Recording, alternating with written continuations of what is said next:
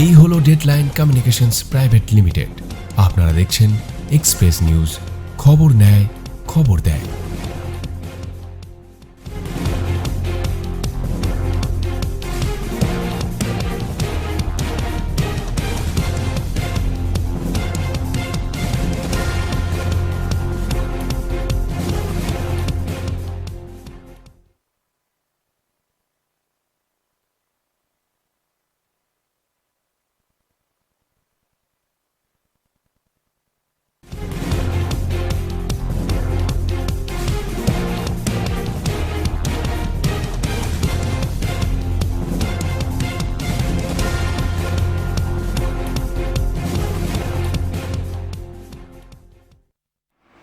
নমস্কার, এক্সপ্রেস অনলাইনে আপনাদেরকে স্বাগত জানাচ্ছি।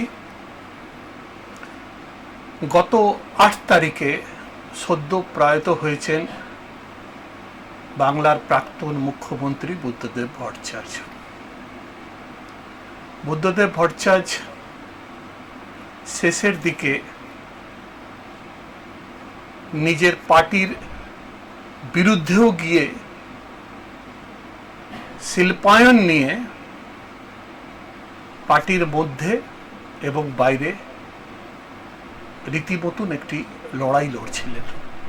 ওনার স্বপ্ন ছিল যে বাংলায় নতুন করে শিল্পের জোয়ার আসবে এবং বাংলার যে যুব সমাজ তাদের কর্মসংস্থানের জন্যে বাংলার বাইরে পাড়ি দিতে হবে না। আজকে আমরা প্রয়াত মুখ্যমন্ত্রীকে এই জন্যে এইখানে মনে করছি যে ওনারই একটি স্বপ্ন ছিল দুর্গাপুরের কাজী নজরুল বিমানবন্দর, যার রূপায়ণে প্রমুখ ভূমিকায় ছিলেন ওনারই শিল্পমন্ত্রী নিরুপম সেন। আজ এই দুই স্বপ্নদ্রষ্টা এবং মুখ্যমন্ত্রী, উপমুখ্যমন্ত্রী, শিল্পমন্ত্রীরা আজ আমাদের মাঝে নেই, কিন্তু তাদের কাজ আমাদের মাঝে আছে। আমরা এক্সপ্রেস পরিবারের পক্ষ থেকে মাননীয় মুখ্যমন্ত্রীর প্রাক্তন বুদ্ধদেব ভট্টাচার্যকে শ্রদ্ধাঞ্জলি জানিয়ে আজকে অনুষ্ঠানটা শুরু করছি। কারণ হচ্ছে আজকে আমরা এমন একজন মানুষকে আমাদের মধ্যে পেয়েছি যিনি এই যে স্বপ্ন ওরা দেখেছিলেন যে দক্ষিণবঙ্গে একটা নিজস্ব এয়ারপোর্ট হবে এবং এইখান থেকে শিল্প করতে গেলে তো ইনফ্রাস্ট্রাকচার চাই, এবং ইনফ্রাস্ট্রাকচারের যেই রকম অন্যান্য যে জিনিসগুলো আছে প্রয়োজনীয়, তার মধ্যে এয়ারপোর্টও একটা বিশেষ করে প্রয়োজন এবং ওরা এটা ভেবেছিলেন। আমি আজকে আমাদের স্টুডিওতে পেয়েছি কাজী নজরুল বিমানবন্দরের ডিরেক্টর কৈলাসজিকে, কৈলাস মন্ডল। আপনাকে আমি এক্সপ্রেস পরিবারের পক্ষ থেকে স্যার স্বাগত জানাচ্ছি।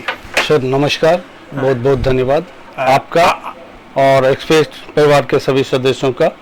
बहुत बहुत अगर आपको कंफर्टेबल हो तो मैं हिंदी में करूँ ना बांग्ला में? हिंदी में हिंदी में चलिए, ठीक है। हम लोग हिंदी में शुरुआत करते हैं।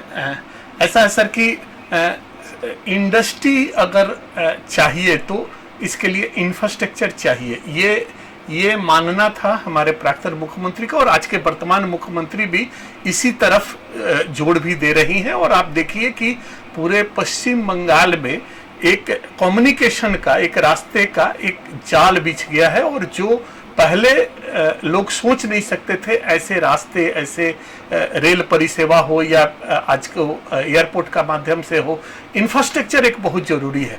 तो हमारा जो आज का आलोचना का विषय है कि साउथ बंगाल के डेवलपमेंट, साउथ बंगाल और इसके रीजन, मतलब ये जो झारखंड वगैरह जो ईस्टर्न रीजन के जो और भी नेबरिंग स्टेट्स हैं, इनके डेवलपमेंट में ये जो हमारा काजी नजरुल एयरपोर्ट है, इसकी क्या भूमिका आप देखते हैं आपके जगह से?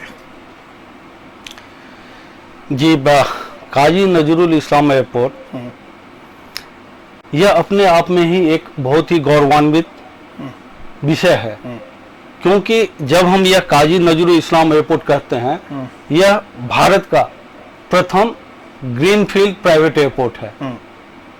और जब यह बात हम कहते हैं जो कि यह प्रथम ग्रीनफील्ड प्राइवेट एयरपोर्ट है, तो अपने आप में ही हम सभी बंगाल वासियों के लिए भी एक गौरवान्वित होने का पल आ जाता है। जहां तक एयरपोर्ट का है डेवलपमेंट का सवाल, एयरपोर्ट एक इकोनॉमिक जनरेटर के रूप में भी काम करता है।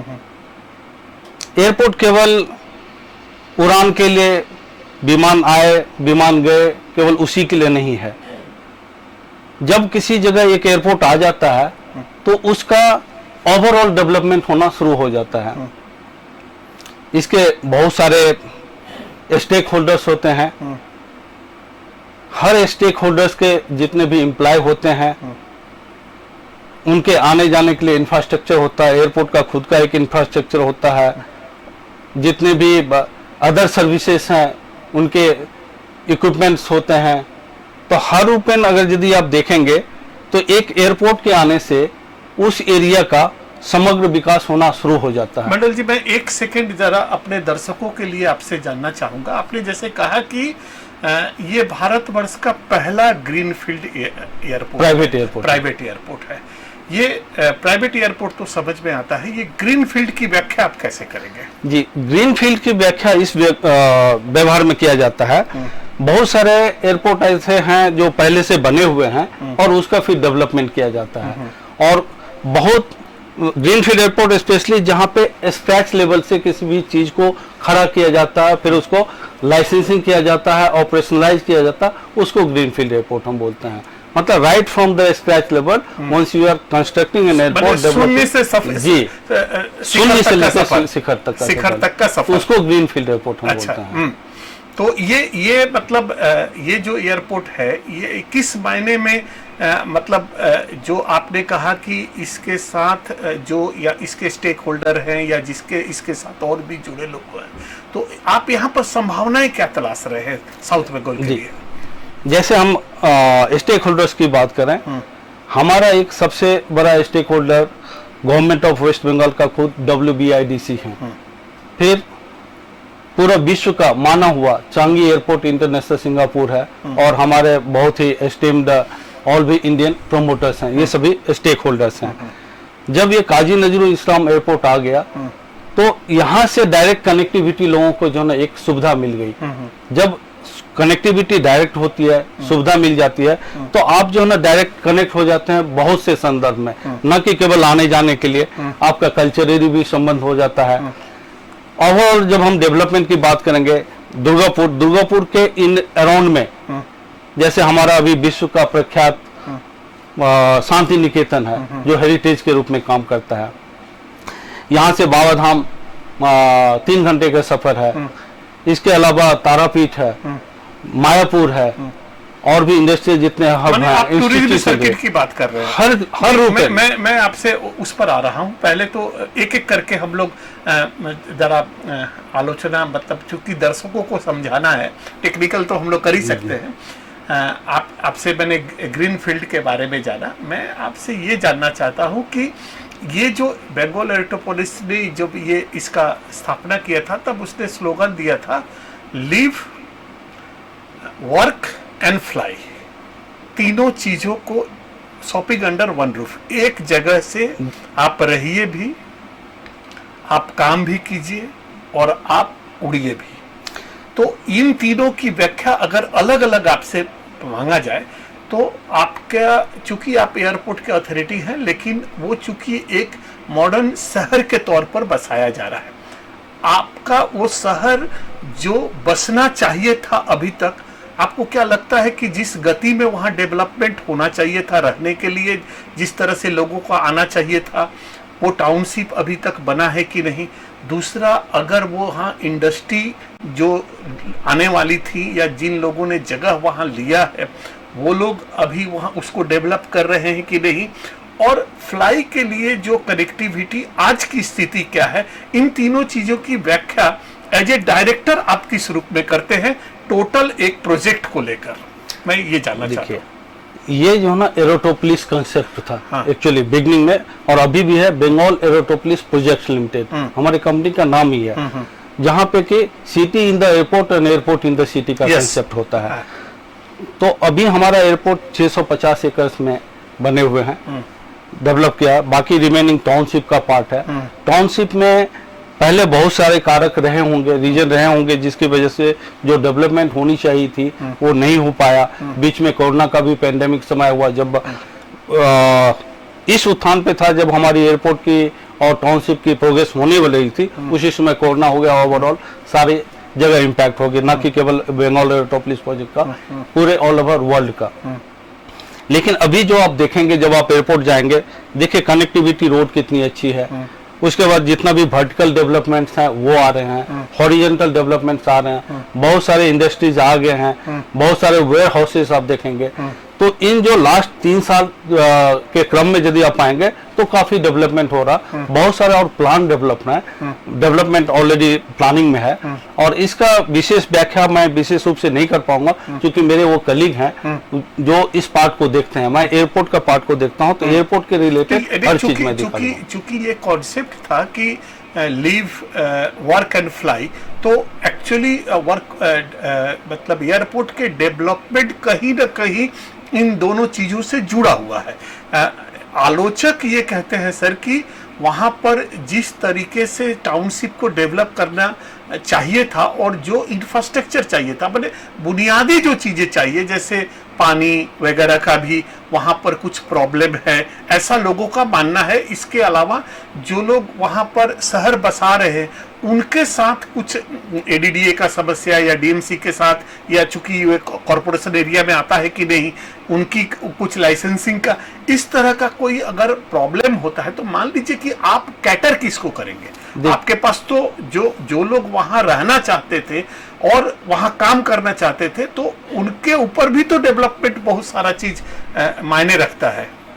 अगर आप जाएंगे तो ये पाएंगे कि रोड ऑलरेडी अभी डेवलप्ड है। हमारे टाउनशिप में जिधर भी जाएंगे उधर रोड अभी बनी हुई है। अच्छा। पानी भी ऑलरेडी सप्लाइड है, क्योंकि बहुत सारी इंडस्ट्री ऑलरेडी वहां पे काम कर रही है। वहां पे एक GCIT करके कमिटी बनी हुई है, golden city industrial township authority, जिसके चेयरमैन माननीय DM साहब हैं, और उनके देख रेख में सारी चीजें हो रही है। तो हम ऐसा नहीं कह सकते जो कि अभी डेवलपमेंट नहीं हुई है। अभी काफी पैमाने पे डेवलपमेंट हुए, बहुत सारे वेयर हाउस आए हैं, इंडस्ट्रीज आए हैं, वो लोग वर्किंग है। लेकिन हाँ, जिस हिसाब से होना चाहिए था उस हिसाब से नहीं हो पाया। लेकिन आगे हम लोग बहुत पॉजिटिव हैं। आप देखेंगे, लेकिन आप पाएंगे, मंडल जी, एक मिनट सर, हाँ, आप पाएंगे कि 2-3 साल के बाद इसका काफी कायाकल्प हो चुका है। ठीक है, तो आपसे मैं इस बात से सहमत हूं कि चलिए 1-2 साल में शुरुआत हो गई है कि जो वहां रिहायशी इलाका है, जो टाउनशिप है, उसका डेवलपमेंट 1-2 साल में हो जाएगा। आपने साइमल्टेनियसली कहा कि वहां पर कुछ इंडस्ट्रीज भी आई हैं, कुछ वायर हाउसेज आई हैं। अगर इंडस्ट्रीज आई हैं, वायर हाउसेस आई हैं, और डेवलपमेंट की पहली शर्त अगर इंफ्रास्ट्रक्चर है, इंफ्रास्ट्रक्चर के मान लीजिए कि टूर्स एंड ट्रैवल्स के लिए तो आपका एयरपोर्ट हो गया, लेकिन साइमल्टेनियसली आप लोगों ने बाजू में कार्गो भी डेवलप करने के लिए सोचा था, और लोग जमीन वहां इसलिए भी खरीद रहे थे कि उनको अगर इंडस्ट्री करने के लिए कार्गो की सुविधा अगर मिल जाए, तो आपके एक्चुअल वहां कार्गो की अभी स्थिति क्या है और उसका एक्सपेंशन किस रूप में आप लोग सोच रहे हैं? आपने बहुत अच्छा प्रश्न किया है। बेसिकली कार्गो पहले हमें पैसेंजर टर्मिनल बिल्डिंग से ही होता था। हाँ। बेली कार्गो ऑपरेशन बोलते हैं, यानी पैसेंजर के फ्लाइट में ही हम कार्गो पहले पैसेंजर टर्मिनल बिल्डिंग से, उसमें कुछ रेस्ट्रिक्शन थी, टाइमिंग का रेस्ट्रिक्शन रेगुलेटरी अथॉरिटी के द्वारा था। तो इस सब चीज को ध्यान में रख करके हमारी मैनेजमेंट ने एक सेपरेट कार्गो टर्मिनल बनाया, जिसका इनॉग्रेशन 31 जुलाई को लास्ट ईयर हुआ मैं था। वही बोल रहा जी, तो यह एक बहुत ही सुविधा है लोगों के लिए, बहुत ही एक अच्छा इंफ्रास्ट्रक्चर डेवलप हुआ है।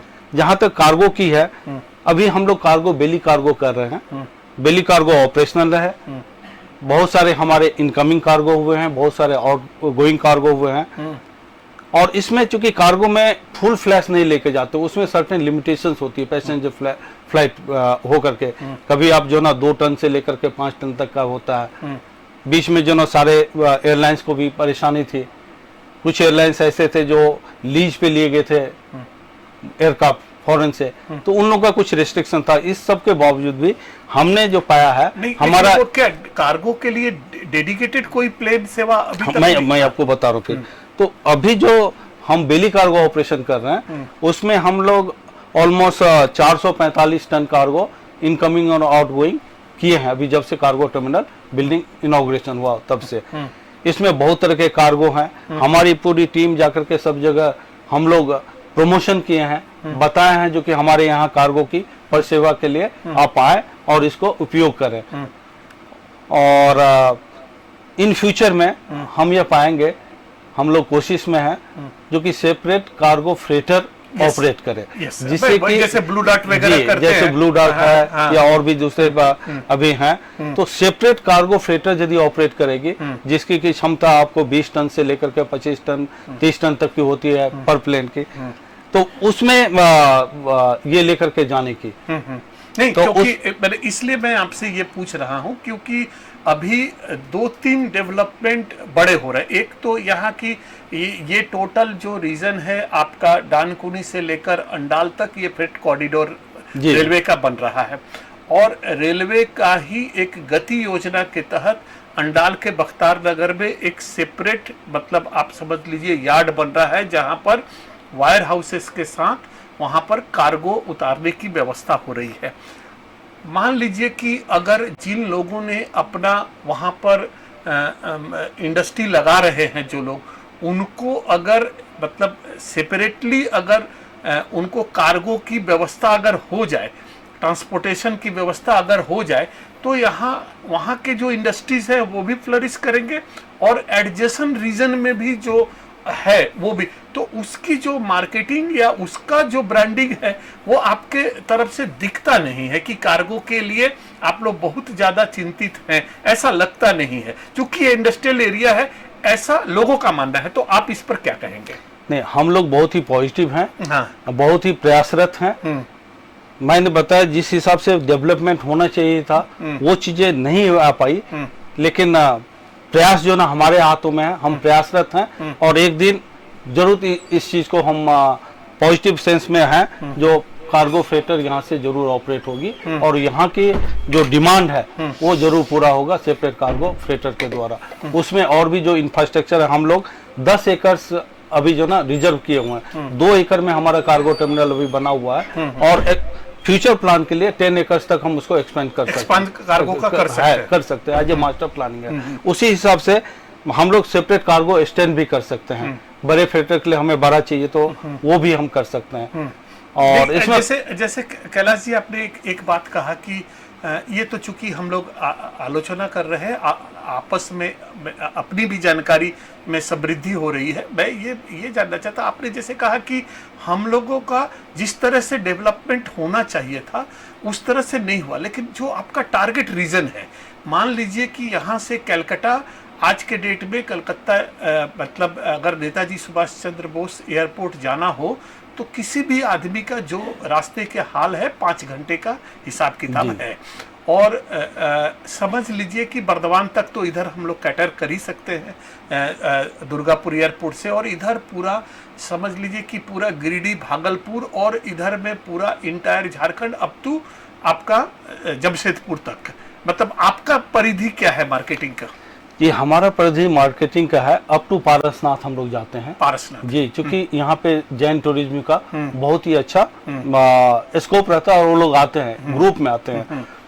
पारसनाथ, धनबाद, बोकारो, चंद्रपुरा, उसके बाद जो ना आप इधर आते जी आसनसोल, अपना रीजन दुर्गापुर, बोलपुर, बांकुरा, बर्धमान, पुरुलिया, ये सब में हम लोग जा रहे हैं और हम लोग प्रमोशन भी किए। बहुत सारे जो ना ट्रैवल एजेंट्स मीट्स कराए हैं, क्योंकि लोगों को पहले ये पता नहीं था कि दुर्गापुर या काजी नजरुल इस्लाम एयरपोर्ट करके कोई यहाँ पे एयरपोर्ट है। अभी भी बहुत सारे लोग अवेयर नहीं है। तो लोगों को बीच में जो ना हम आपके माध्यम से और भी न्यूज चैनल जितने हैं उन सभी के माध्यम से हम सभी का यह रिक्वेस्ट रहेगा जो इसमें ज्यादा से ज्यादा अवेयरनेस लोगों के बीच में जागृति बढ़े, अवेयरनेस बढ़े, जो कि हम इस ये परिसेवा, जैसे अभी हम परिसेवा की बात करें, अभी हमारे यहाँ इंडिगो की फ्लाइट है, सेफ एंड सिक्योर। इंडिगो अभी इंडियन डोमेस्टिक मार्केट में सबसे मेजर स्टेक होल्डर्स है, मेजर शेयर होल्डर्स है, काफी एरिया को वो कवर करता, मोर देन 60%।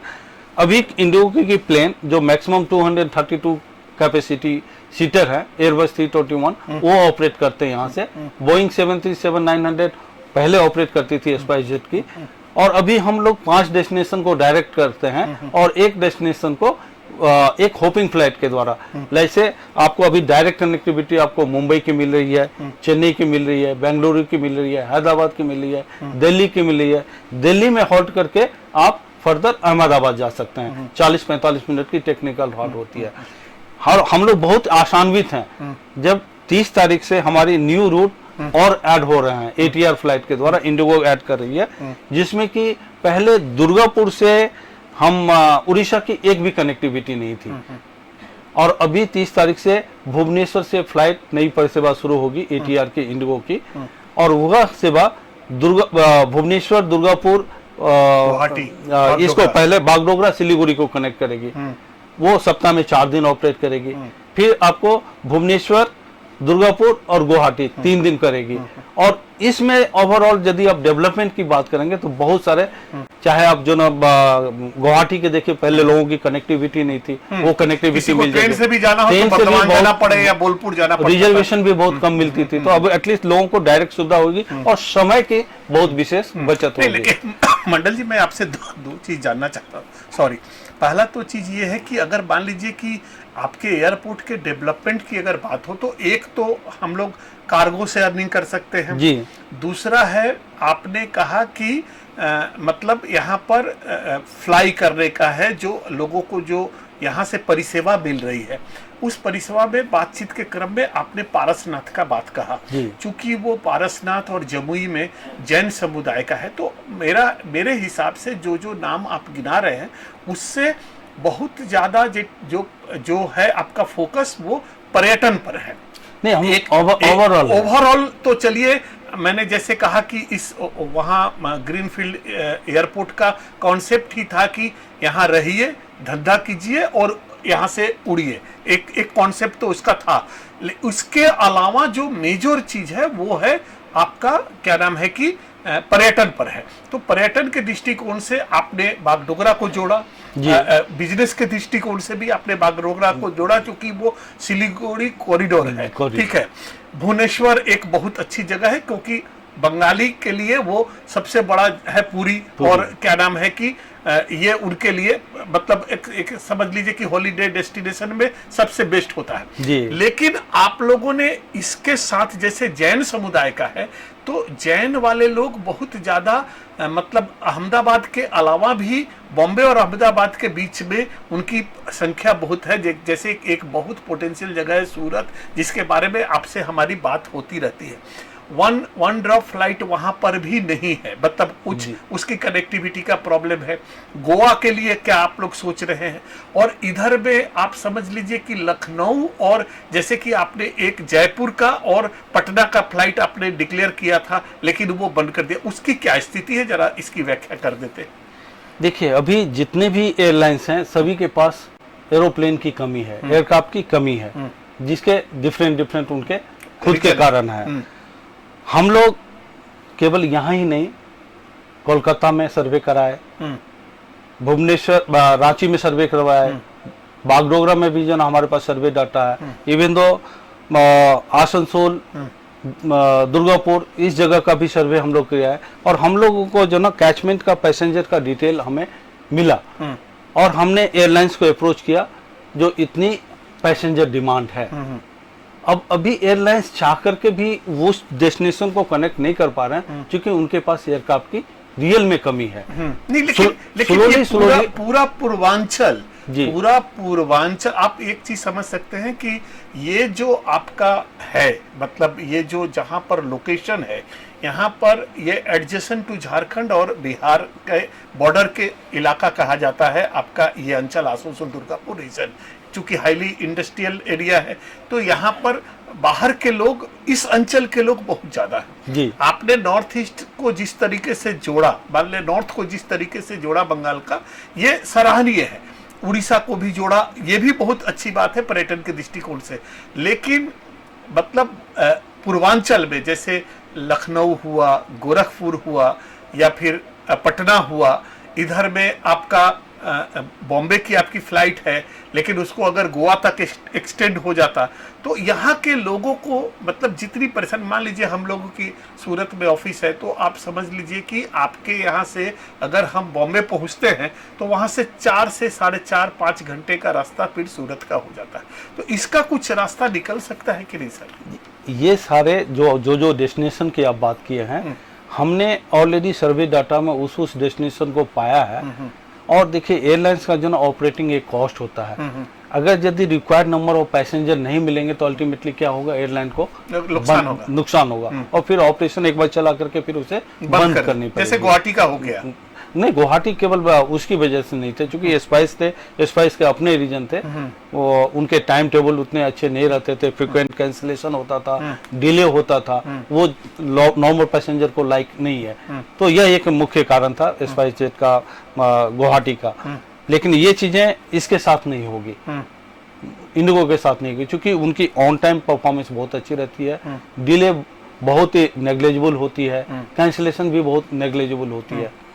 जहाँ तक डेस्टिनेशंस की बात कर रहे हैं, पटना की, जयपुर की, गोवा की, ये सारे हमारे रडार में हैं, हमारे अपने प्लान में है। लेकिन जो एयरलाइन जिनके हिसाब से वो भी अपना सर्वे करते हैं मार्केट का, हम भी अपना सर्वे कराए हैं। हम लोग मिलकर के केवल इंडिगो के नहीं, इंडिगो के पास हम गए हैं, दूसरे एयरलाइंस को भी हम अप्रोच कर रहे हैं, अपना जितने भी डाटा है, डाटा बेस्ड रियलिस्टिक फिगर उनको प्रेजेंट किए हैं। ये सारी चीज़ें पाइपलाइन में है और हम बहुत ही पॉजिटिव हैं, आशान्वित हैं। जो कमिंग मतलब 1 साल में आप देखेंगे एटलीस्ट डबल डिजिट 10 से 12 मिनिमम हम ये मान के चलते हैं, जो कि 12 डेस्टिनेशन जो है कनेक्ट जरूर हो पाएंगे। एक चीज और एक प्रस्ताव भी था और आपसे जानने की इच्छा भी थी।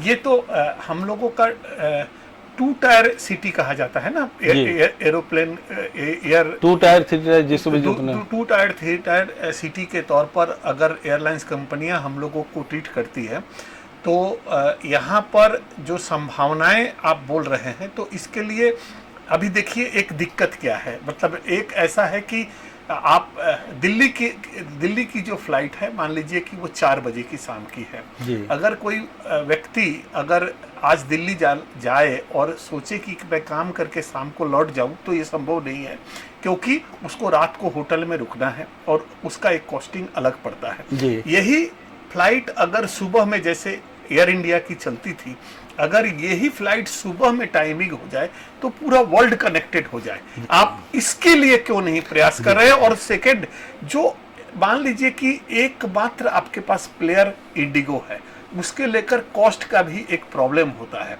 और भी नए नए एयरलाइंस जैसे अक्सा एयर वगैरह नए लॉन्च किए हैं, तो इन एयर जो प्लेयर है इनको भी अगर इनवाइट किया जाए तो क्या है कि थोड़ा सा माहौल तो बनता है। देखिए, जहाँ तक अप्रोच की बात है, तो आपको बताते हुए हमें ये खुशी हो रही है जो कि हम लोग केवल एक एयरलाइंस के पास नहीं, हमारी अप्रोच दूसरे एयरलाइंस की भी है। हमारे टॉप मैनेजमेंट भी जो है ना वहाँ पे गए हैं, अप्रोच किया हम लोगों ने। एयर इंडिया के साथ क्या आकाशा एयरलाइंस के भी, एयर इंडिया से अभी कुछ दिन पहले, 1 महीना पहले ही हम लोग मीटिंग करके आए हैं, उसके पहले भी मीटिंग हुई है। लेकिन एयर इंडिया का भी इशू ये है, वो सारे एयरलाइंस को मर्ज कर रहे हैं, वो अपने आप को अभी एस्टेब्लिश नहीं किए हैं। विस्तारा है, आपको एयर एशिया थी, खुद की एयर इंडिया थी, तो और भी एयर इंडिया एशिया, ये सभी को वो मर्ज कर रहे हैं और अभी वो मर्जिंग फेस में है। जब वो एस्टेब्लिश कर लेंगे तब मैं होपफुल हूँ जो कि कमिंग 2025 से वो कोई ना कोई फ्लाइट जो ना 2 फ्लाइट ऐड करने की वो सोच रहे हैं। लेकिन अभी मैं उसके बारे में कुछ आपको क्लियर जानकारी नहीं दे पाऊंगा। हमने अपना प्रेजेंटेशन दिया है, हमने अपनी रिक्वायरमेंट की है, लोगों की डिमांड को, पैसेंजर का क्या डिटेल्स है, किस टाइप के प्रोफाइल के जो ना पैसेंजर हैं और लगभग कितने पैसेंजर उसको मिल पाएंगे। अच्छा, एक चीज आपसे जानना चाहते हैं, आप बता पाएंगे कि नहीं बता पाएंगे मैं नहीं जानता, लेकिन मेरा पूछना धर्म है, मैं पूछ रहा हूं आपसे। कहीं आपको ये नहीं लगता है कि मतलब आपने बातचीत के क्रम में कहा कि वेस्ट बंगाल गवर्नमेंट भी एक स्टेक बड़ा होल्डर है आपके एयरपोर्ट का, और हमारे यहाँ पर विपक्ष की राजनीति हो रही है बंगाल में, तो आपको क्या नहीं लगता है कि मतलब अनवांटेड चाइल्ड की तरह केंद्र हमारे एयरपोर्ट को ट्रीट कर रहा है, क्योंकि देखिए आप बहुत सारी चीज़ें हैं, बहुत सारे ऐसे मैं एयरपोर्ट को जानता हूं जहां पर नहीं है फिर भी सारी फ्लाइटें हैं वहां पर, और हम लोगों को रिक्वायरमेंट है वेरेज हम लोग को नहीं मिल रहा है। तो कहीं ना कहीं आपको ऐसा नहीं लगता है कि पॉलिटिकली जो प्रेशर देना चाहिए था, आपकी मार्केटिंग अपनी जगह है, लेकिन जो लियाजो, जो प्रेशर, जो माहौल बनना चाहिए था, पॉलिटिकल जो दबाव है वो नहीं हो रहा है, इसके चलते हम लोग पिछड़ रहे हैं। मैं इस पॉलिटिकल के शब्द पे मैं एक भी शब्द आपको रिप्लाई नहीं दे पाऊंगा, क्षमा कीजिए। लेकिन जहां तक हमारी जो ना ऑनरेबल चीफ मिनिस्टर हैं, सबकी रेस्पेक्टेड हैं, वो खुद प्रयासरत हैं। मुझे मालूम है जब वो लैंड की थी तो 10-12 मिनट जो ना हम और उनसे जो ना काफ़ी बातचीत हुई है। उनका एक विजन है इस अंडाल एयरपोर्ट को इंटरनेशनल एयरपोर्ट बनाने का, और वो खुद पर्सनली भी इस चीज़ में काफ़ी मतलब ये लेके इन्वॉल्व होकर के देख रही हैं। और मैं बहुत ही, हम सभी आशान्वित हैं जो कि हमारी रेस्पेक्टेड ऑनरेबल चीफ मिनिस्टर हैं, वो इस चीज़ को जरूर कर पाएंगी और जितनी जल्दी हो वो कोशिश करने में लगी हुई हैं। जो इंटरनेशनल एयरपोर्ट भी हो, इंटरनेशनल एयरपोर्ट होने का सबसे पहले सुविधा तो था कि बांग्लादेश से हम लोग विमान चालू कर दे, चूंकि काजी नजरुल वहाँ के राष्ट्रीय कवि है और उनका जन्म स्थान यहाँ पर है। लेकिन अब बांग्लादेश की जो परिस्थिति है वो तो नहीं। इसके अलावा भी मैं आपको बताता हूँ, इसके अलावा जो गवर्नमेंट की तरफ से इतनी सपोर्ट है, गवर्नमेंट के लेवल पे भी जो ना एयरलाइंस को इनवाइट करके और कोलकाता में बुला करके ये सारी चीज प्रेजेंटेशन दिया गया है। उस लेवल तक में जो ना हमारी अप्रोच जो ना ऑनरेबल सीएम करवा रही है। नहीं तो बहुत ही प्रयासरत है।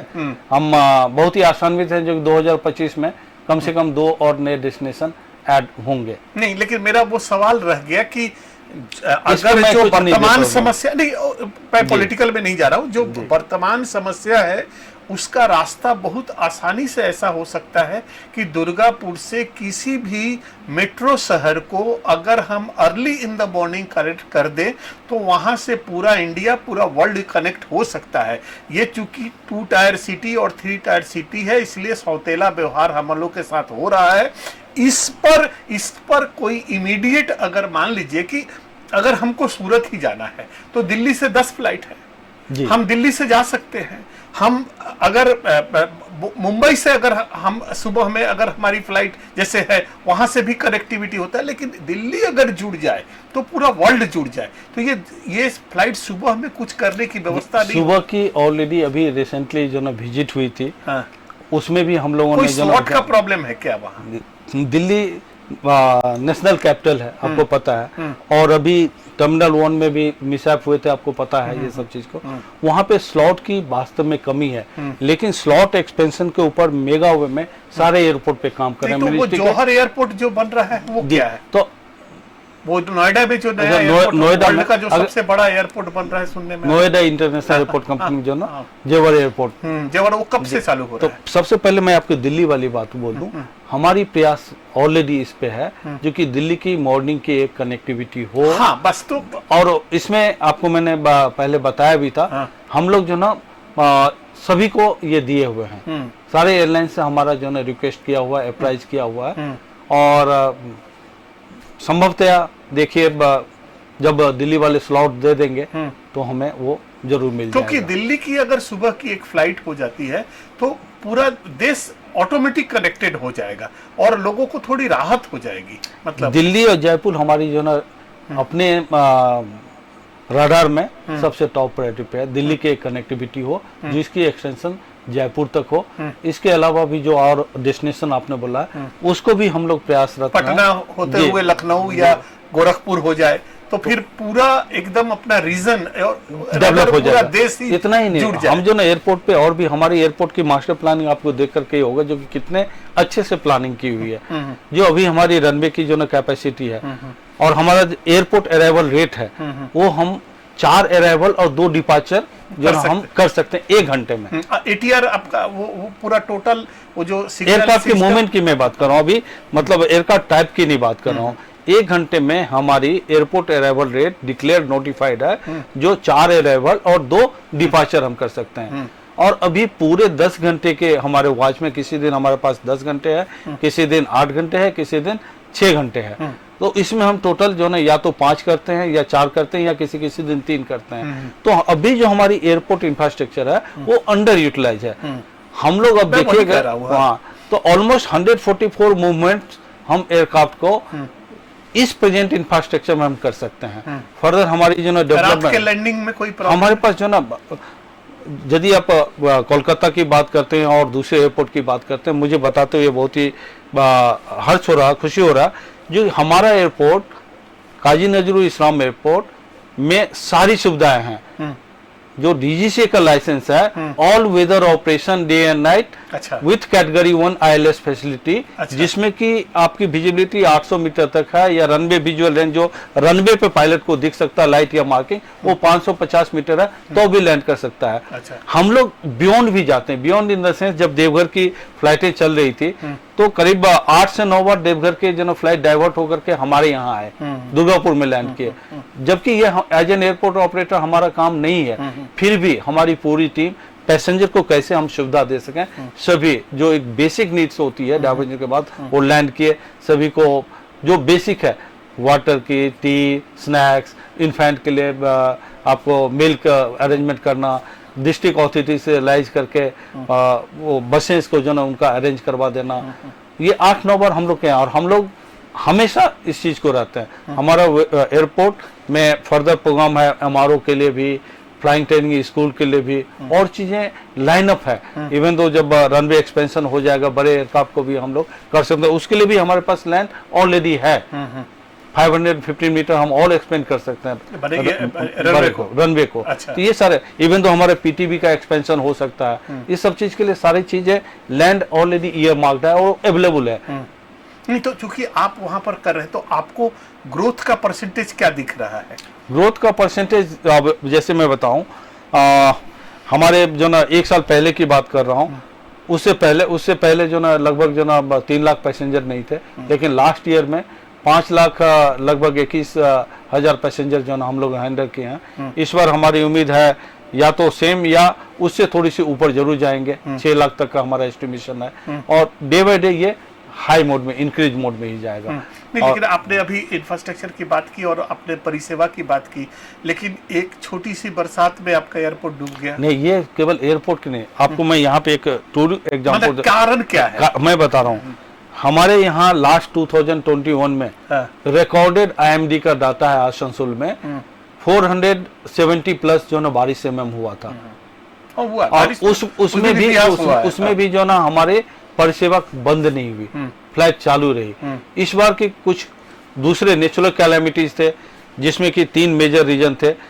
एक तो जो ना हमारे रनवे 16 के अप्रोच में एक वाटर रिजर्वर है सोको बांध, उसका टूट जाना, साथ में सेदुली के तरफ उधर भी वाटर का सोर्सेस है, उसका भी जो ना टूट जाना, और पार्टिकुलर समय में, बहुत ही कम समय में, जैसा IMD का जो ना एक्सपेक्टेशन है बोल रहे हैं, क्लाउड का बर्स्ट होना, बहुत बारिश हुई, 200 mm से ज्यादा पर्टिकुलर समय बाद।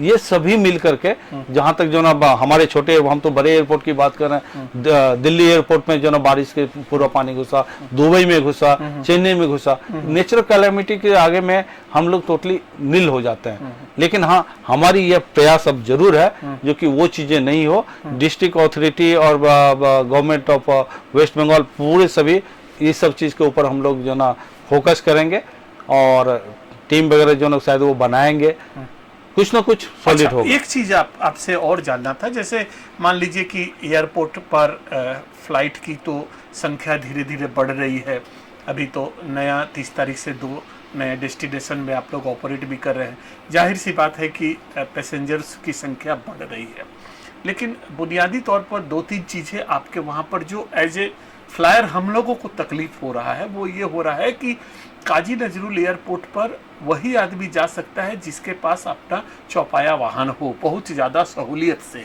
क्योंकि पब्लिक ट्रांसपोर्ट के नाम पर वहाँ पर बहुत कुछ नहीं है, और जो कुछ है उसका एक्सटोर्शन जिस लेवल पर हो रहा है, इस पर अथॉरिटी को कुछ जैसे आप समझ लीजिए कि जो बुनियादी सुविधा है, ओला, उबेर, इनकी परिसेवा लगभग नहीं के बराबर है, और जो शहर के माई बाप लोग हैं, जो हर्ता करता विधाता लोग हैं, जिन लोगों को ये देखना चाहिए कि आज के डेट में पब्लिक ट्रांसपोर्ट की सुविधा हुए बिना कोई चीज़ मान लीजिए वो शहरी बसेगा तो कैसे बसेगा, वहां पर कोई ट्रांसपोर्टेशन की व्यवस्था नहीं है। अब हर आदमी के लिए संभव नहीं है कि प्रीपेड टैक्सी ले।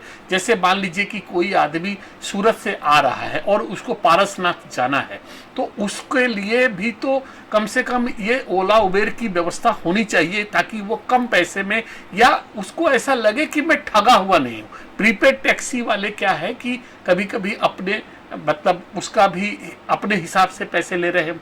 वहाँ पर एक और छोटी सी समस्या आपका पार्किंग का है। पार्किंग के लिए जो लोग एंट्री का जो टाइम है वो उस पर भी लोगों को आपत्ति है कि मतलब 1 सेकंड का इधर उधर होता है तो वो लोग 60 रुपये चार्ज कर देते हैं। इन सब को लेकर आपका स्थानीय प्रशासन से क्या बात हो रही है? देखिए, और ओला उबेर के बारे में आप क्या सोचते हैं? स्थानीय प्रशासन की, डिस्ट्रिक्ट एडमिनिस्ट्रेशन की या गवर्नमेंट ऑफ वेस्ट बंगाल की पब्लिक ट्रांसपोर्ट है, ऐसा नहीं है जो कि पब्लिक ट्रांसपोर्ट नहीं है। फ्लाइट के समय में सिटी सेंटर से लेकर के एयरपोर्ट के लिए SBSTC बसें चलती है। पहली तो आपको मैं ये बताऊं, फ्लाइट के समय में। दूसरी चीज, जितनी भी बसें यहाँ से अप्लाई करती है कोलकाता टू धनबाद या बोकारो, AC हो या इंटर स्टेट बसें हो, सभी का गवर्नमेंट ने डिक्लेयर कर दिया है वहाँ पे काजी नजरुल इस्लाम एयरपोर्ट पे दुबचुरिया मोड़ के पास मैंडेटरी स्टॉपेज है, वो वहाँ पे स्टॉपेज करते हैं। अच्छा। और साथ साथ में आप पाएंगे कि वहाँ पे ऑटो और टोटो लगे हुए हैं, कम से कम 5-7 ऑटो टोटो हमेशा लगा रहता है, जो एयरपोर्ट से लेकर के आपको काजी नजरुल इस्लाम एयरपोर्ट तक PTB बिल्डिंग तक आपको ड्रॉप कर देगा। फ्री टाइम हर एयरपोर्ट पे नहीं है, लेकिन हमने यहाँ पे 7 मिनट का फ्री टाइम दिया हुआ है, किसी को नहीं चार्ज करना है। इवन दो अगर यदि ओला उबेर आता है, आप कोलकाता एयरपोर्ट पे चले जाइए, दूसरे एयरपोर्ट पे चले जाइए, कॉमर्शियल व्हीकल के लिए एंट्री फी एक अलग से होती है। अभी तक हम लोगों ने जो कॉमर्शियल व्हीकल के लिए वो क्या आप लोगों ने किसी को लीज दिया, टेंडर दिया है कि वो अथॉरिटी एयरपोर्ट कॉमर्शियल व्हीकल जैसे ओला उबेर भी, आप जो बोले ओला उबेर नहीं आते हैं, ओला के जो ना बहुत सारी गाड़ियां आती है, ऐप पे लोग बुक करते हैं, और अभी भी हम लोग 7 मिनट तक कोई भी चार्जेस उनसे भी नहीं लेते नहीं, हैं। लेकिन ओला उबेर इस शहर में जितना होना चाहिए उतना नहीं मिलता है। ये तो जो ना इसके ऊपर हम मैं कुछ आपको जो ना टिप्पणी नहीं कर सकता हूँ। आप बोले परिसेवा नहीं है, अच्छा। ओला की गाड़ी आती है और उससे भी 7 मिनट जो ना फ्री रहता है। 7 मिनट तक हम जो ना कोई पार्किंग चार्ज कुछ भी नहीं लेते हैं। अच्छा। जो कि ये स्टैंडर्ड पार्किंग है। चलाता कौन है? कौन? ये आप लोगों ने टेंडर दिया है या अथॉरिटी है? ये हमारे अंदर ही सुपरविजन है, जो एक पार्टी को दिया हुआ अच्छा। वो चलाता है। और 7 मिनट ये एक्सक्लूसिवली कोई भी ये नहीं कह सकता जो कि नहीं 7 मिनट तक आपको हर जगह हर एयरपोर्ट पे नहीं मिल रहे हैं। लेकिन यहाँ पे हम जो ना कॉमर्शियल व्हीकल को भी दे रहे हैं। एंट्री के लिए कोलकाता एयरपोर्ट पे आप चले जाइए, 200 रुपया एडिशनल चार्ज है, जो यहाँ पे नहीं है। उसके अलावा मैं खुद की अपनी बात कर रहा हूँ, मैं दिल्ली गया हूँ, बहुत फ्रिक्वेंटली जाता हूँ। दिल्ली से जब मैं प्रीपेड टैक्सी बुक करता हूँ और 2 किलोमीटर के होटल में जाता हूँ, तो उसमें मेरे से 400 कुछ रुपए भी लेते हैं। तो अब बताइए, जो परिसेवा यहाँ की सस्ती है या वहाँ की सस्ती है? ये मैं आपके विवेक पे ऊपर छोड़ता हूँ। ठीक है, वो तो मेट्रो सिटी है, उसके अपने मेट्रो सिटी है, लेकिन मेट्रो सिटी में भी किसी का जन कंजम्पशन सेम है। मेट्रो सिटी में रेदर और जन आपके यहाँ पर कोई अलग से पार्किंग की, मान लीजिए कि किसी आदमी को 2 दिन के लिए बॉम्बे जाना वो है, तो वो छोड़कर अपनी गाड़ी जा सकता है। अभी करते हैं लोग, अवेल करते हैं। हमारे यहाँ नाइट पार्किंग करके जाते हैं लोग, 3-3 दिन 4-4 दिन यहाँ पे नाइट पार्किंग कार करके जाते हैं। उसको टोटली सेफ्टी सिक्योरिटी के साथ रहता है गाड़ी। अच्छा। 300 कार मिनिमम हम पार्क कर सकते हो, वैसा हमारे पास कार पार्किंग है। मतलब निकट भविष्य में आप लोगों की और क्या परियोजनाएं हैं, अगर हमारे दर्शकों को बताते, हम समापन की ओर हैं इसलिए। ये निकट भविष्य में हमारी यही है, जो कि काजी नजरुल इस्लाम एयरपोर्ट से और ज्यादा फ्लाइट की मूवमेंट हो, कार्गो की एक्सक्लूसिव मूवमेंट हो, MRO है, फ्लाइंग ट्रेनिंग स्कूल है, रनवे का जो ना एक्सपेंशन हो। अभी हमारे पास 4 पार्किंग बे है, 24 आवर ऑपरेशन हो, 4 से जो ना हम जो ना और जो ना 40 की तरफ बढ़ हैं। तो ये आशाएं हैं, हम लोग उस आशाएं के अनुरूप जो ना काम जरूर करेंगे एज ए टीम। और इसमें हम एक चीज आपके चैनल के माध्यम से उन सभी का शुक्रिया अदा करते हैं, उन सभी का कृतज्ञता कहना चाहते हैं जो डायरेक्टली या इनडायरेक्टली इस एयरपोर्ट के एस्टेब्लिशमेंट में अपना सहयोग दिए हैं। अगर हर किसी का अगर आप बोलेंगे तो मैं वही लिस्ट बना रहा था। अगर हमारी आलोचना पूरी नहीं होगी, अगर हम इन लोगों का नाम अगर अपने मंच से न लें, जैसे कि ex chief minister Buddhadeb Bhattacharya ने इसको सोचा था, निरुपम सेन ने खड़ा, मेरे को सौभाग्य है कि मैंने अपने इसी स्टूडियो में निरुपम सेन जो इंडस्ट्री मिनिस्टर थे, इसी एयरपोर्ट पर भी हम लोगों ने लाइव उनका किया था। एक सुब्रतो गुप्ता हमारे एक्स डीएम हुआ करते थे जो WDICT के चेयरमैन थे, उनकी अहम भूमिका थी। मिस्टर पार्थो घोष जो बेंगोल एट्रोपोलिस के पहले डायरेक्टर थे, उनका भी हम लोगों ने बहुत सा यहाँ पर लाइव इंटरेक्शन किया था जब शुरुआती दौर में ज़मीन का प्रॉब्लम हो रहा था, और चांगी के अथॉरिटी लोगों ने जिस तरीके से इसको बनाया।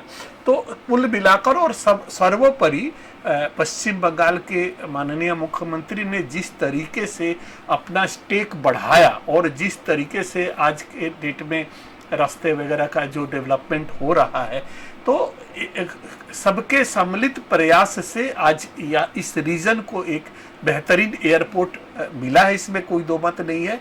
लेकिन फिर वही बात वहीं पर आ जाती है कि इसके विकास के साथ साथ इस रीजन का विकास जो होना चाहिए था, जिस लेवल पर होना चाहिए था, उस जगह पर शायद आपके सदिच्छा में कोई कमी न रही हो, लेकिन ऐसा लगता है कि राजनीतिक प्रयास हो या फिर ब्रांडिंग का बात हो, मार्केटिंग का बात हो, या फिर सर्वे के माध्यम से एयरलाइंस को कन्विंस कराने की बात हो, कहीं ना कहीं कुछ लेकुना आपको नहीं लगता कि अभी भी है, जिसके चलते जिस तरीके से ग्रोथ होना चाहिए था उस तरीके से नहीं हो रहा है? अभी सबसे बड़ा मेजर रीजन है एयरक्राफ्ट की कमी। हर एयरलाइंस के पास एयरक्राफ्ट की कमी है। अगर यदि ऑलरेडी जो डेस्टिनेशन वो ऑपरेट कर रहे हैं आज के डेट में, और कुछ एडिशन होता है, तो उनके पास जब एडिशनल एयरक्राफ्ट रहेंगे तभी वो ऑपरेट कर सकते हैं। लेकिन जो रीजनल, मान लीजिए कि बहुत सारे ऐसे एयरलाइंस हैं जो छोटे छोटे स्तर पर अपना कर रहे हैं, जैसे हैदराबाद से एक एयरलाइन शुरू हुआ था जो सूरत जेट बंद हो गई। हाँ, मतलब क्यों ऐसा? वो बंद हो गई। हाँ। तो इसके जो ना कारण, यदि बहुत सारे कारण होते हैं। एयरलाइन की खुद की अपनी ऑपरेटिंग कॉस्ट होती है, एयरलाइन की अपनी पर माइलेज, जैसे हम लोग जैसे कुछ था, उसके बाद आपका ये एक सस्ता और सबसे अच्छा लेकिन एयर डेकन भी था, तो ये सब।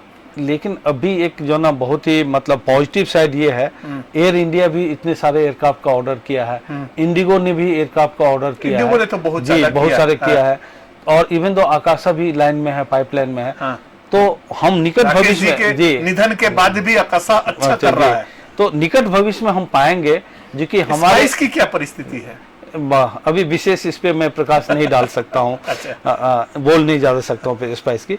लेकिन जो एविएशन बिजनेस में, एविएशन मार्केट में ये है, जब एयरलाइंस के पास एयरक्राफ्ट आ जाएंगे तो ऑटोमेटिकली न्यू डेस्टिनेशन वो एडअप होते चले जाएंगे।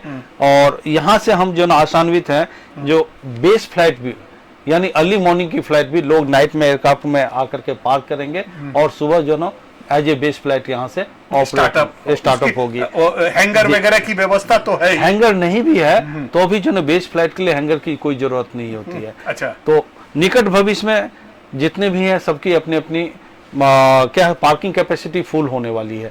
तो वो कहाँ आएंगे? दुर्गापुर जैसे एयरपोर्ट पे ही आएंगे। और हम जो ना अभी हमारी 4 है, 4 से जो ना हम 30 से 35 तक जो ना अपने स्टैंड को एक्सपेंशन कर सकते हैं। लेकिन मतलब दुर्गापुर एयरपोर्ट की हालत मतलब ये समझ लीजिए कि देवघर जैसी नहीं होनी चाहिए। बिल्कुल नहीं होगी। क्योंकि देवघर में भी निशिकांत दुबे से मतलब प्रयास से वो हुआ था, लेकिन बाद में उस तरीके से नहीं हो पाया जिस तरीके देवघर से हम कैसे होना चाहिए था। देवघर से हम कैसे डिफरेंट हैं वो मैंने आपको बताया। जो देवघर एयरक्राफ्ट डाइवर्जन हुआ और हमारी क्या पैसेंजर के प्रति ध्येय है, क्या हम सेवा भाव से काम करते हैं, जो मैंने आपको एग्जांपल दिया। नहीं, वो तो सही बात है। अगर मतलब आप उसको यहाँ पर अगर उसको कैटर कर सकते हैं तो सबसे बड़ी बात है। 2 चीज मैं आपसे जानकर इसका समापन करूंगा। एक तो आपने बातचीत के क्रम में कहा कि हम लोग बहुत जल्दी काजी नजरुल इंटरनेशनल एयरपोर्ट, मतलब इंटरनेशनल परिसेवा कुछ मैंने ये बताया जो कि हमारी जो ऑनरेबल चीफ मिनिस्टर हैं उनका एक विजन है इस एयरपोर्ट को इंटरनेशनल एयरपोर्ट डिफरेंट फोरम पे वो बोल चुकी हैं और वो खुद प्रयासरत हैं। इस चीज को करने पे। ये क्या अभी इसका इंटरनेशनल एयरपोर्ट का स्टेटस है क्या? है इमिग्रेशन की व्यवस्था है यहाँ पर? नहीं, आज के डेट में ये सारी चीजें डेवलप करने के लिए हमारी अभी airport purely domestic airport, domestic है, लेकिन हमारे पास इतनी एम्पल लैंड है जो हम अपने पैसेंजर टर्मिनल बिल्डिंग को एक्सपेंशन कर सकते हैं दोनों तरफ। टारगेट तो होगा कि मतलब इसको हम लोग ये जब चीजें आ जाएगी तो आपको वो चीजें भी फिर हम लोग बता देंगे जो किस टारगेट के साथ कैसे होगी। पहले एक बार अनाउंसमेंट। अभी ये डोमेस्टिक एयरपोर्ट ही है, अभी प्योरली डोमेस्टिक एयरपोर्ट, मतलब इसका इंटरनेशनल का तगमा भी नहीं है इसके अभी नहीं है, लेकिन भविष्य, निकट भविष्य में प्रयास है और वो होगा। एक चीज और लास्ट में आपसे जानना चाहता हूं, चूंकि दुर्गापुर को कहा जाता है कि ये इंडस्ट्रियल हब है, इसके अलावा यहाँ पर एक समय में शिक्षा नगरी के तौर पर डेवलप किया गया था, आज के डेट में स्वस्थ नगरी के रूप में भी बोला जाता है। तो एक चीज़ तो है कि यहाँ से एक समय हम लोगों ने सोचा था या सुना था कि बंगाल में, जैसे यहाँ से आप समझ लीजिए कि ये नॉर्थ के बीच में जो कुछ बिहार वगैरह है, जो वहाँ का एयरपोर्ट है, वहाँ पर भी हेलीकॉप्टर परिसेवा एक बार चालू हुआ था और बंद हो गया था। हेलीकॉप्टर परिसेवा की बात तो जो है सो है। हम आपसे जानना चाहते हैं कि यहाँ से कुछ एयर एम्बुलेंस की भी व्यवस्था, मतलब किसी ऐसे इंटरप्रेनर ने या कोई अस्पताल ऐसा वगैरह कुछ है जो परिसेवा आपके वहाँ पर स्टैंड बाई, कुछ ऐसी व्यवस्था है क्या? देखिए, एयर एम्बुलेंस की अभी तो हम लोग जो ना काफ़ी फ्लाइट यहाँ पे हैंडल करते हैं, यहाँ से नहीं है लेकिन दूसरी जगह से एयरक्राफ्ट आकर के पैसेंजर पेशेंट को लेकर के यहाँ से जाते हैं ट्रीटमेंट के लिए, या वहाँ से सही होने के बाद लेकर आते हैं। एज ए एयर एम्बुलेंस आते हैं और हम उसको मतलब काफी फ्लाइट हम लोग एयर एम्बुलेंस का हैंडल कर चुके हैं। लेकिन यहाँ पे बेस फ्लाइट के लिए ये निकट भविष्य में कोई न कोई एयरलाइन जरूर जो ना नॉन शेड्यूल ऑपरेटर होते हैं वो टाई अप करेंगे। हम जो ना हॉस्पिटल्स के साथ भी जो ना अप्रोच करेंगे उस चीज को, उस दिशा में पार्टिकुलर एयर एम्बुलेंस की फैसिलिटी यहाँ पे भी हो। तो ये सब चीजें धीरे धीरे जो ना हम अपने विजन में रखे हैं, अपने प्लान में रखे हैं और इसके ऊपर जरूर प्रयास करेंगे। अच्छा, एक चीज और लास्ट आपसे जानना चाहते हैं कि मान लीजिए कि कोई आदमी अगर जैसे हम लोग सूरत में देखते हैं कि ऐसे डायमंड के मर्चेंट है जो अपना, जिनका अपना एयरक्राफ्ट है, तो आप लोगों के पास ऐसी क्या कोई सुविधा है कि प्राइवेट कोई मतलब मान लीजिए कि कोई एक या तो कोई फ्लाइट चार्टर्ड करना चाहे तो उसकी क्या प्रोसेस है, या आप लोग के पास अवेलेबल है कि नहीं, या अपना कोई मतलब यहाँ पर से फ्लाइट मतलब प्राइवेट फ्लाइट अगर कोई ऑपरेट करना चाहे तो वो आपके पास परमिशन वगैरह है कि नहीं? ये एयर एम्बुलेंस भी एक पार्ट है नॉन शेड्यूल ऑपरेशंस का। अच्छा, शेड्यूल ऑपरेशंस जो ना शेड्यूल एयरलाइन अलग हो जाते हैं, नॉन शेड्यूल अलग हो जाते हैं, प्राइवेट भी अलग हो जाता है। अच्छा, तो नॉन शेड्यूल हमारे पास ऑलरेडी ऑपरेट करती, काफी हमने ऑपरेट किया है। अच्छा, नॉन शेड्यूल। अच्छा, और ये सुविधा है, ये सुविधा सभी के लिए है, प्राइवेट के लिए भी है। कोई भी आदमी चाहे तो आपके वहाँ पर ऑपरेट कर सकता है, लैंड कर सकता है, अगर करते आए हैं हम लोग जन ये दिए हैं। इवन तो यदि मान लीजिए हमारा एटीसी का वॉच आवर पार्टिकुलर समय में है, सपोज 10 बजे से लेकर के 5 बजे तक है, पार्टिकुलर डे में हमारे वॉच आवर यानी काम का एयर स्पेस ओपन का समय रहता है। जब उनकी रिक्वायरमेंट होती है या एयर एम्बुलेंस की रिक्वायरमेंट होती है तो सुबह 7 बजे भी हम एटीसी को रिक्वेस्ट करके वो परिसेवा दिए हैं। मॉर्निंग में 7 बजे भी एयरक्राफ्ट लैंड की है, लेट डिपार्चर भी हुए हैं।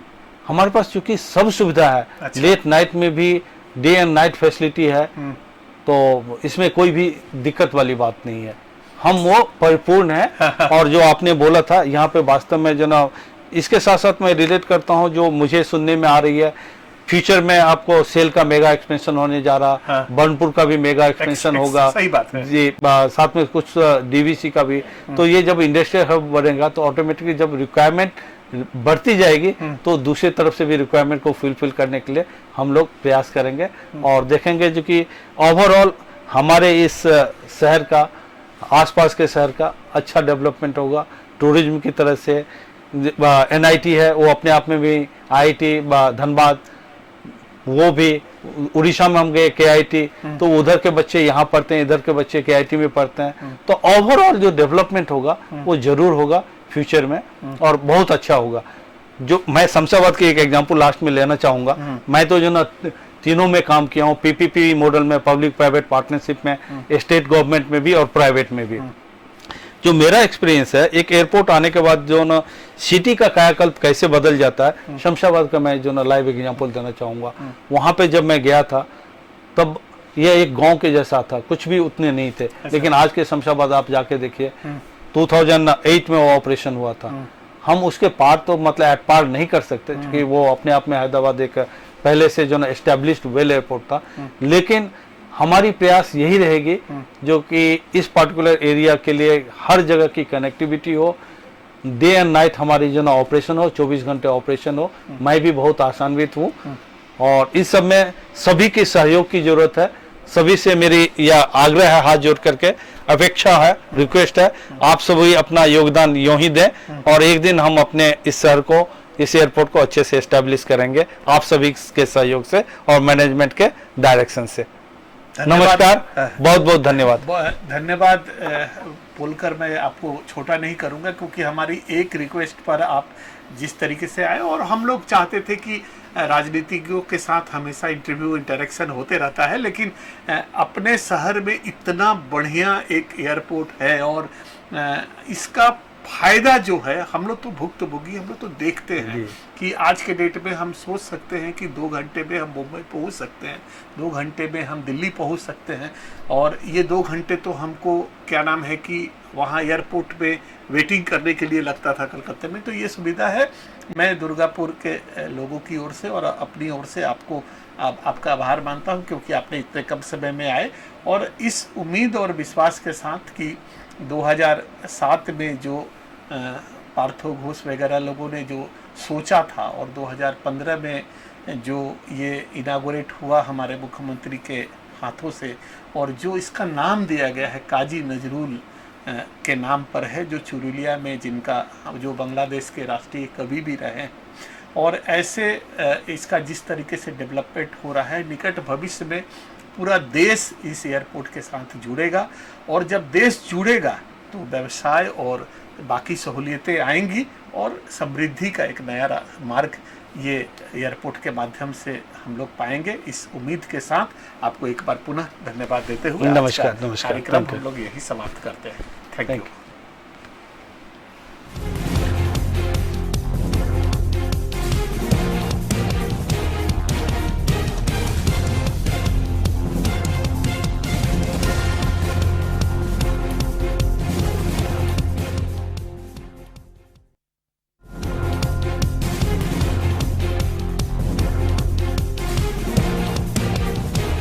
এই হলো ডেডলাইন কমিউনিকেশনস প্রাইভেট লিমিটেড। আপনারা দেখছেন এক্সপ্রেস নিউজ, খবর নেয়, খবর দেয়।